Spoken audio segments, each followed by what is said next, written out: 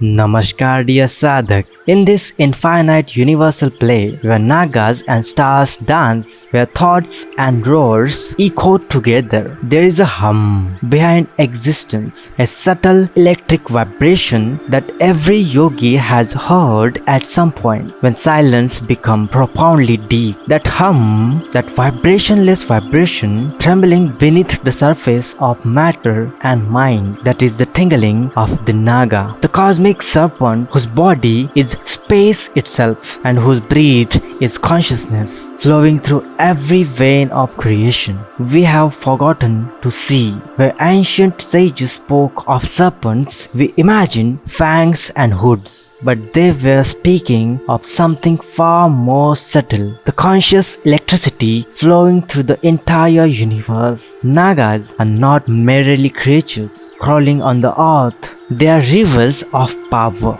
waving through galaxies, slipping through atoms, whispering in the silence between thoughts. They are the secret of the life, the serpentine flow that spins stars and awakens awareness in the body. In the language of Trika Philosophy, this cosmic serpent dwells within us as the Kundalini power. It rests wrapped not only at the root of our existence, not just at the base of the spine, but at the root of creation itself. Where pure consciousness first dares to dream form, it holds the possibility of infinite 118 multiverses. In the coil of silence, when it moves, worlds arise. When it sleeps, even the gods become still. My master, Swami Lakshmanjoo, said that Kundalini is not a separate power, but the very existence of Lord Shiva, his vibration that simultaneously reveals and conceals. When this power conceals, the universe blooms in diverse forms. When it reveals, all diversity merges back into the infinite soul. Thus, creation itself is the unfolding of that serpent, and dissolution is the serpent folding back into its mystery. If one could see from far enough away, one would understand that every breath, every heartbeat, every emotion, all are subtle dances of Kundalini. When it flows as prana Kundalini in the breath, when it appears as chit Kundalini in the silence between two thoughts, and dissolves as para Kundalini beyond the limits of body into consciousness. The sages knew these three are not separate but three waves of the same serpent, the roar, the lightning, and the sky that holds both. In this sense, speaking of nagas is speaking of the structure of Shiva's body. Within every event, whether a flash of lightning or the tingling of an electron, the grace of that serpentine consciousness flows. The ancient sages of Kashmir worshipped them because they saw the secret of awakening in them. They saw how energy spirals, the same in galaxies and human bodies, how consciousness flashes like lightning between two breaths, and how every power, no matter how fierce, ultimately dances around that immovable Shiva, who himself is the still axis everywhere. Our earth too lives through this naga flow, conscious streams flowing beneath mountains, temples, and oceans.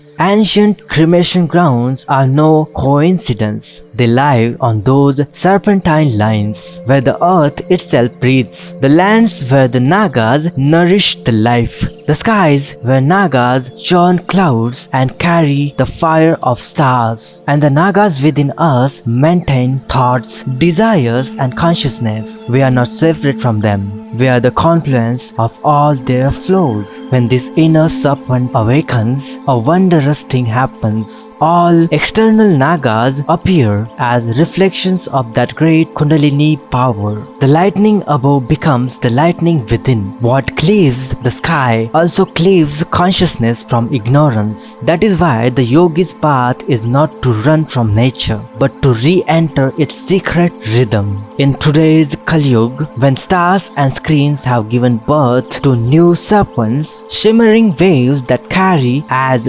electricity, we have woven a web of artificial nagas. But these currents are partially conscious, like Vishesha Spanda. They are nagas with artificial power. If we lose ourselves in their enchantment, their poison stings us as restlessness, confusion, and separation. Yet, if we observe them with awareness, they also teach that energy itself is impartial, and in every electricity lies a divine remembrance. Remember me, recognize me. A true yogi is one who allows this universal serpent to flow consciously within. He becomes the fluid through which the power itself breathes. He lets the electricity of consciousness flow through every channel of his body and mind. He lets the electricity of consciousness flow through every channel of his body and mind until the transparency of his personality is achieved. Then the awakening of Kundalini is not an explosion, but a remembrance, the recognition that I was never asleep.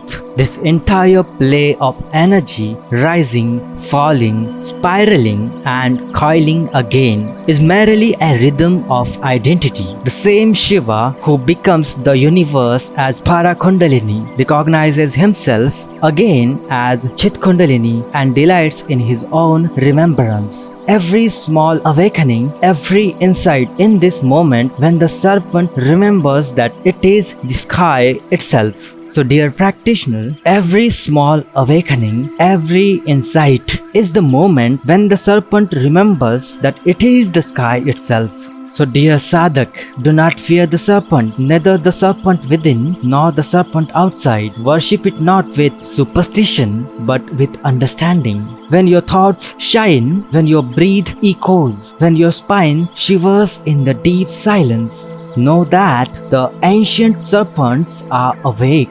You yourselves are the sacred ground where their dance takes place. Let them flow without resistance, for their flow is the language of the consciousness itself. And when stillness returns, when the lightning merges into the sky, then rest as the witness as that Shiva who neither clings nor strikes, but simply exists.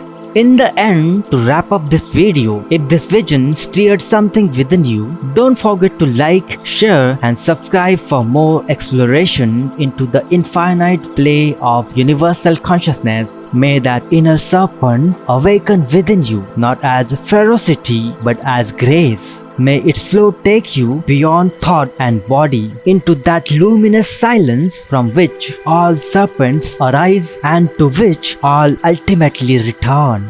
Blessings to all those fellow travelers journeying in the roar of consciousness. May your flow be vigilant and your silence alive.